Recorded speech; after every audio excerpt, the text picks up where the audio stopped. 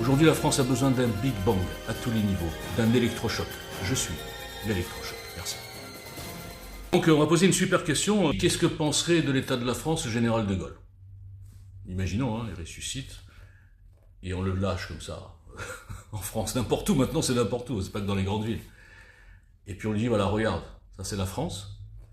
Après on l'envoie à l'Assemblée nationale, on le laisse un peu écouter, les insoumis, tout ça. Et ça c'est l'Assemblée nationale. Après on le laisse voir un discours de Macron. Lui là, ouais c'est le président. Waouh, ok. Et puis après on lui montre le budget. Le budget, 3300 milliards. 105% à peu près de dette. Qu'est-ce qu'on lui montre encore? Puis on lui montre le système politique.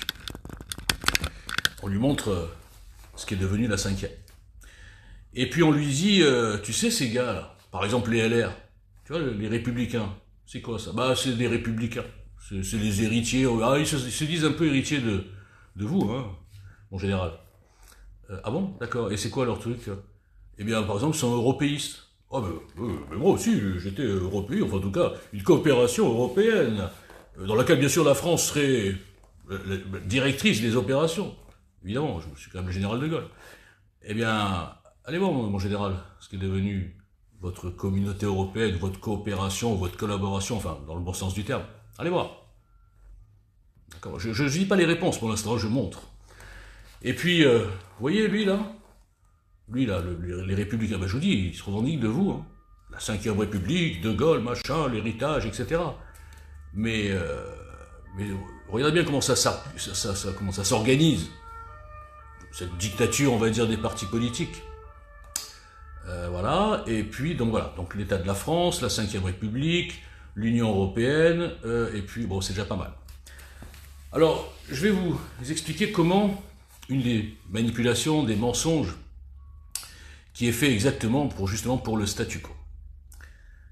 La 5e République, qui a été bien sûr faite sur mesure pour le général de Gaulle, ne pouvait convenir qu'à des hommes d'une certaine dimension, d'un certain charisme, d'une certaine hauteur, pas que la hauteur de la taille, mais vous m'avez compris, une certaine moralité, un certain dévouement pour la France, et donc le général de Gaulle était tout indiqué. Je vous rappelle au passage que quand il a été appelé,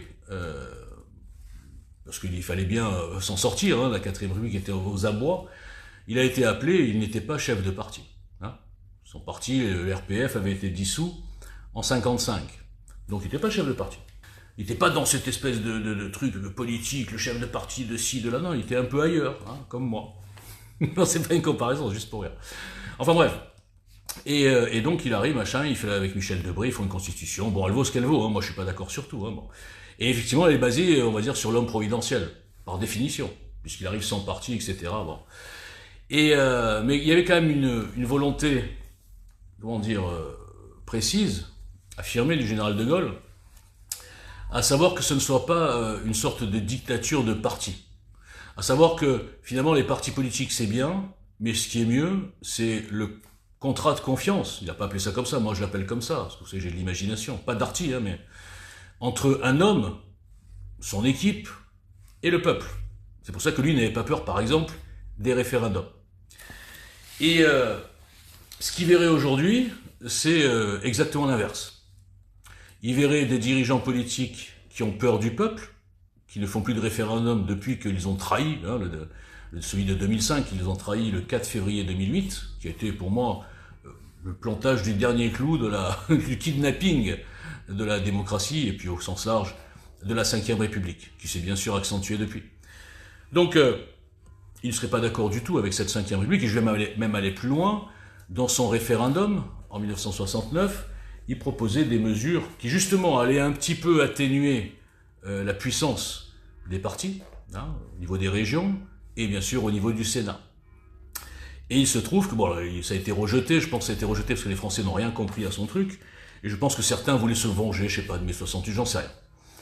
En tout cas, ce qui est sûr, c'est qu'aujourd'hui, De Gaulle, imaginons, la 5e République de Gaulle, aujourd'hui, elle ressemblerait presque trait pour trait à ce que propose Eugène le Citoyen. Et qui a imaginé quelque chose, et sans aucune culture, sans aucune référence, tombé du ciel, est arrivé sur des choses très similaires à ce que voulait le général de Gaulle. C'est un hasard. Sauf que bien sûr, dans cette proposition de GIEC citoyen, rebaptisée NFD, je parle d'une réforme profonde de la 5e, eh bien, le concept de l'homme providentiel est cassé.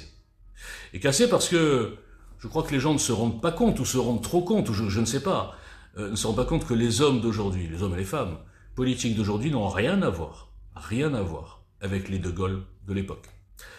Je dis pas qu'il y avait des de Gaulle, enfin avec de Gaulle et avec les hommes politiques de l'époque. Ce qui veut dire que le donner tout pouvoir à un homme d'aujourd'hui, comme c'est le cas actuellement, on voit ce qu'il en fait, le psychopathe, je parle bien sûr des domaines réservés, mais même au niveau de l'élection, le fait de construire un homme providentiel qui va tout changer, alors que c'est un problème de système, je vais vous le démontrer juste après, contrairement bien sûr à ce que vous disent tous les influenceurs, tous les politiciens, tous ceux qui profitent et qui ne veulent rien changer à ce système, où on vous dit non, le système, tout va très bien, on le voit avec les 3 blocs, tout va très bien, c'est un problème d'homme. Ah oui, avec nous, ça ira mieux. Donc, de Gaulle renierait cette 5e République, et pourtant, les gens qui ne veulent rien changer, notamment les LR, s'en revendiquent.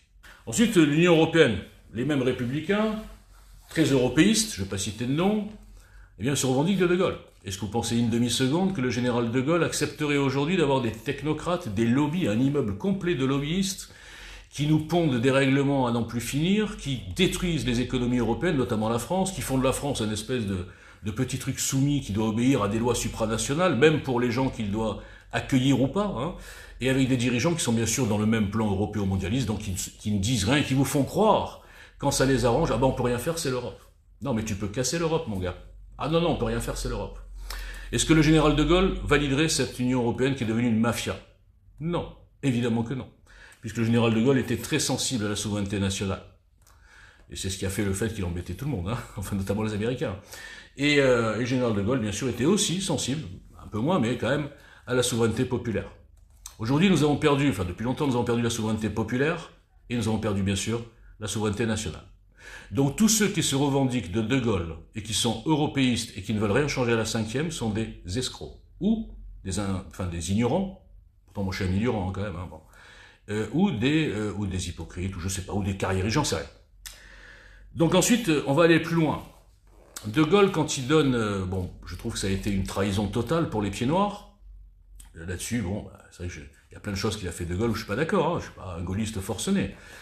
Mais quand il donne finalement la victoire, non pas une victoire militaire, mais une victoire politique à l'Algérie, l'autodétermination des peuples, etc., et quand il casse finalement l'Empire français, il casse, même en Asie, etc., en fait, c'est quoi sa motivation? Les naïfs ont cru que sa motivation, c'était « Ah, oui, parce qu'il est démocrate, il veut respecter le droit des peuples à s'autodéterminer, finalement, à être responsables d'eux-mêmes dans leur pays, machin, etc. » En fait, pas du tout. Le général de Gaulle avait vu le danger, tout simplement. Il s'est dit, si on garde l'Algérie française, eh bien, vu la démographie déjà, la natalité qui était débordante en Algérie, eh bien, à terme, les musulmans, puisqu'ils sont français, ils pourront aller et venir, voilà, ce sera le même pays, seront majoritaires en France. Et ça, peu de gens osent vous le dire. Donc sa motivation principale, à la rigueur, elle était cachée derrière, soi-disant, grands sentiments, mais en fait, c'était pour quelque part, préserver la civilisation française. Et qu'est-ce qu'il verrait aujourd'hui? Eh bien, il verrait que non seulement on a perdu l'Empire, au sens large, mais notamment l'Algérie, mais on a les Algériens. Donc finalement, si on avait gardé l'Algérie, on aurait des Algériens qui seraient des Français, qui seraient beaucoup plus intégrés d'ailleurs, et on n'aurait pas ce problème. Donc finalement, ce qu'il a fait avec une vision à long terme qui pouvait se défendre, eh bien eux, ce qu'ils en ont fait derrière, c'est qu'on a eu tout faux. Et qu'aujourd'hui, évidemment, nous sommes, je ne parle pas des Algériens, nous sommes évidemment envahis dans une organisation perverse, l'organisation bien sûr de l'invasion migratoire à dominante masculine et à dominante musulmane. Si vous me demandez pourquoi, je peux vous l'expliquer. Je peux faire de l'autre côté, je peux changer de canapé, je peux vous l'expliquer, mais vous ne me croirez pas parce que je ne passe nulle part. Et ça s'appelle les 2 plans mondialistes connectés. Donc, tout ça pour vous dire qu'aujourd'hui, ceux qui n'ont pas compris, et je vois qu'il y en a beaucoup sur les réseaux sociaux, vu le boycott extraordinaire dont est la cible le NFD, meilleure initiative politique, je le répète, du XXIe siècle. et pourtant ignoré par tout le monde. Bizarre. Eh bien, ceux qui n'ont pas compris que le statu quo actuel politique nous mènera à une énième défaite. Le statu quo, c'est-à-dire de ne pas bouger, on attend le RN, on va gagner cette fois-ci, etc., nous mènera à une défaite. Et ça sera la dernière parce qu'il n'y aura plus aucune chance de retourner la situation. Je parle bien au niveau même aussi démographique. Donc ceux qui n'ont pas compris que l'union des droites, sur la base d'un programme commun, réformant en profondeur la Ve République, les institutions, et surtout, ce que nous voyons tous les jours sur CNews par exemple, parce que les autres ils cachent tout, la justice. Et je reviendrai sur ce que j'ai fait ce matin, mon coup de gueule où j'interrogeais Grok, pour savoir si Grok était capable, avec une intelligence artificielle, beaucoup plus artificielle, puisque moi avec l'intelligence humaine j'arrive pas à vous réveiller, je me suis dit peut-être que Grok il pourrait, mais bon il m'a pas répondu. Hein. Je crois que même Grok ne peut pas. Et je prenais l'exemple évidemment que depuis 2018, le seul, je dis bien, mesdames et messieurs, le seul fanfaron qui ne se prend pas au sérieux, et pourtant qui a fait un travail d'un sérieux extraordinaire, que personne ne peut contester, même pas mes nombreux ennemis qui ironisent, qui m'insultent, mais qui sont toujours secs et impuissants quand je les mets au pied du mur, sur le fond. Et sur le fond, mesdames et messieurs, personne, je dis bien personne ne peut lutter contre Walter Bougenat. Voilà. Personne n'ose d'ailleurs. J'aimerais bien. Donc, je vous rappelais qu'évidemment que la justice, la réforme profonde de la justice, l'élection des juges, la réforme profonde du fonctionnement, pour casser cette dictature idéologique était la base. Et cette base, depuis 7 ans, je parlais dans le désert, et c'est à peine maintenant que les grands intelligents commencent à se réveiller. Donc pour revenir au plan du NFD, évidemment une union des droites, évidemment un programme commun, évidemment une réforme profonde de la 5e pour enlever ce tout pouvoir, par exemple, au Conseil constitutionnel qui n'avait pas le même pouvoir du temps de De Gaulle. C'est étonnant, hein.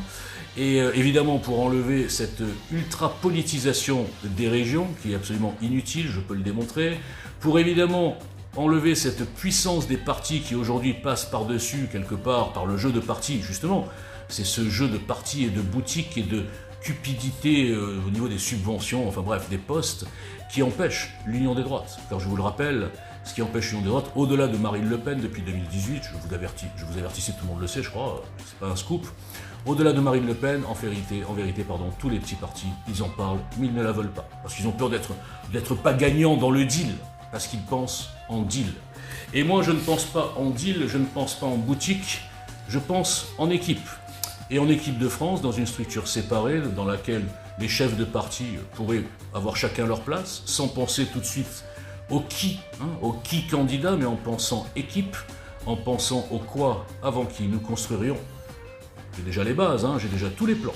Personne ne veut m'écouter, je ne sais pas pourquoi, pourtant je suis le meilleur architecte politique de France. Je dirais même mieux, je suis le top chef politique. Je suis le roi des recettes imprévues par le système et aussi par le milieu politico-médiatico et narco, les sachants. Les sachants qui ne sachent rien, les sachants qui ne savent rien, les sachants qui ont tué ce pays depuis 40 ans et qui ont encore leur position dominante de sachants et des moutons qui les regardent comme ça, alors qu'il faudrait les regarder comme ça. Et moi, mesdames et messieurs, je les regarde comme ça. Sans aucune humilité, parce que eux ont un bilan catastrophique que vous n'osez même pas leur faire bouffer.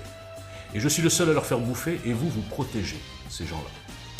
Donc pour revenir au plan, programme commun, Big Bang institutionnel, Big Bang justice, tout ça était dans le programme UGL depuis 7 ans et aujourd'hui dans le dossier du NFD que vous ne voulez pas voir. Parce que le voir, le lire et tenter les critiques, vous serez impuissant, il n'y en aura pas. Tenter de trouver des incohérences, vous serez impuissant, il n'y en aura pas. Et à la fin, vous tous, à 99% qui me boycottez, qui me traitez de débile ou de tous les noms d'ailleurs, depuis des années, qui suivaient les consignes de blocage de vos petits groupes à 2 balles que j'ai défoncés, qui ne bossent absolument pas pour la France, ni pour l'Union des droites, ni pour rien du tout. Ils bossent pour leur petit ego, leurs followers et quelques putaclics qui les dirigent comme des pantins.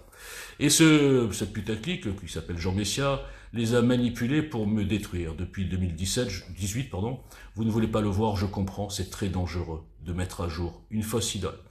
Donc, si vous lisez vraiment, vous allez vous retrouver sec. Comme tout le monde, comme tous les gens que je mets à jour, je mets au pied du mur, vas-y, critique-moi cet article, ce machin, il n'y a rien derrière. Non. Ouais, t'es un fou, machin, il faut te bloquer, d'accord. Donc si vous étiez puissant, ou constructif, vous téléchargeriez ce que j'ai mis tout à l'heure, ou hier, je ne sais plus quand, sur le compte du NFD, vous téléchargez, vous lisez, vous vous moquez, vous critiquez, vous revenez, je vous défonce. Mais vous ne reviendrez jamais, parce que vous ne téléchargerez jamais et vous ne lirez jamais. Et vous ne vous poserez même pas la question que je posais ce matin dans mon coup de gueule. Comment se fait-il que tous ces partis, ces politiciens, etc. boycottent Walter Boujna et EJ Le Citoyen depuis 7 ans, malgré un travail colossal, prouvé, daté, contre lequel personne, je dis bien personne, ne peut amener de critique, puisque tout ce qui est écrit est exactement la situation que nous vivons aujourd'hui, qui était écrite en 2017, pendant que ces grands intelligents vous faisaient miroiter des victoires du RN, ou je ne sais pas quoi. Donc, si vous compreniez les 3 impératifs, que le NFD n'est pas un parti politique, que je ne suis pas un politicien, que je ne suis pas une putaclic, que je ne cherche pas la lumière. Je la prends naturellement, la lumière, et d'ailleurs, si vous voyez le nombre de mes ennemis, vous comprenez à quel point je prends la lumière et ça rend les gens complètement enragés.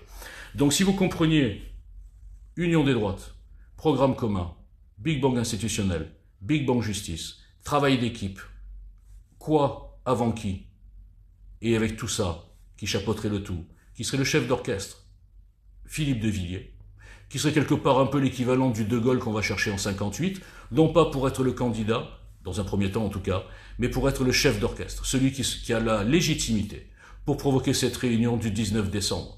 Vous le savez, vous me prenez pour un fou, j'ai réservé la salle. Le 19 décembre, il y aura une réunion de tous les chefs de parti. Je m'y engage, devant vous. Là, je me suis pris pour un politicien. Hein. Sauf qu'eux, ils s'engagent, ils s'en foutent.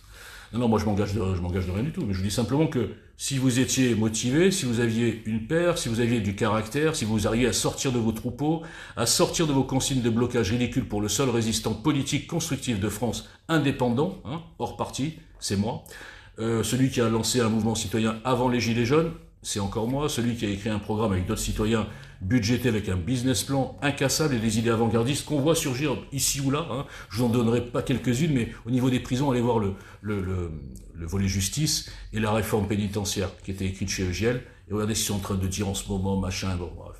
C'est absolument hallucinant que vous ne voyez rien et que vous soyez à ce point-là fragile pour garder vos followers, pour rester potes avec les groupes d'insipides, d'insignifiants qui me boycottent et qui m'insultent. Eh bien, vous vous couchez. Et vous n'osez pas diffuser ni commenter, même mon équipe. Je m'adresse ici à mon équipe. Franchement, le problème c'est que même mon équipe, qui me connaissent bien, qui savent que j'ai mes défauts, mais j'ai mes qualités, qui ont vu ce qui est fait contre moi, eh bien même eux, au fond d'eux, dans leur inconscient, ils pensent que je suis un repoussoir. Je ne suis pas un repoussoir. Je détruis les fakes, et ce qui fait que tous les fans des fakes, il y en a beaucoup, eh bien, viennent me repousser. Mais je suis pas un repoussoir pour les gens normaux. Allez sur TikTok, je vous le répète tous les jours, allez sur YouTube, allez voir les commentaires des gens qui ne me connaissent pas, qui sont pas pollués par 7 ans de cabale, 7 ans d'insultes, 7 ans de mensonges, de diffamation. Eh bien, vous allez voir les gens, ils sont naturels et ils comprennent la puissance, non pas de Walter Boujna, mais en tout cas du plan du NFD. Donc je vous invite à comprendre une chose.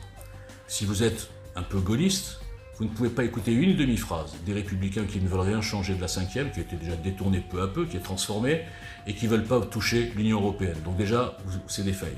Et si vous êtes conscient, je ne dis pas gaulliste, on peut être gaulliste et pas conscient, mais bon, si vous êtes conscient de ce qui se passe depuis 40 ans, si vous êtes conscient de comment peu à peu on vous a pris pour des cons avec des programmes de campagne non engageants, hop, ça fait partie des propositions de JL et bientôt du NFD. Et je suis certain que Philippe de Villiers comprendra parfaitement toute cette démarche. Et je suis certain aussi que si je le rencontre, il sera convaincu en 1 heure. Je dis bien 1 heure. Et pourquoi? Parce que Philippe de Villiers, je l'ai déjà dit dans une autre vidéo, je le sens. Je le sens bien déjà, mais je ne le sens pas du tout un petit snobinard qui ne parle qu'à des énarques, ou qui ne parle qu'à des gens s'ils ont des followers, ou s'ils ont de la visibilité, ou s'ils sont je ne sais pas quoi. Philippe de Villiers, je pense, sera accessible. Accessible, je ne sais pas, mais en tout cas, il sera ouvert aux idées. 1 heure avec Philippe de Villiers, je sauve la France. Vous avez compris ce que je dis? Prenez-moi pour un fou. Donnez-moi ma chance. Diffusez, donnez-moi ma chance. Laissez-moi atteindre Philippe de Villiers. En 1 heure, je vous décevrai pas. Vous allez rester bête quand on va sortir du bureau et qu'il va faire son appel à cette fameuse réunion des chefs, dont j'ai fait la simulation lors d'un sketch mémorable, que vous pouvez trouver bien sûr dans toutes les bonnes librairies dont je plaisante, sur la chaîne YouTube du NFD. Voilà. Merci. Si vous pensez que je suis fou, je vais vous dire une chose. Ce ne sont pas les gens normaux ni les fous qui changent l'histoire, ce sont les demi-fous. C'est exactement ce que je suis. Maintenant, autre chose. Si vous pensez qu'en restant groupir, au garde à vous, sans rien toucher, vous allez changer les choses, vous vous trompez. Aujourd'hui, la France a besoin d'un Big Bang à tous les niveaux, d'un électrochoc. Je suis l'électrochoc. Merci.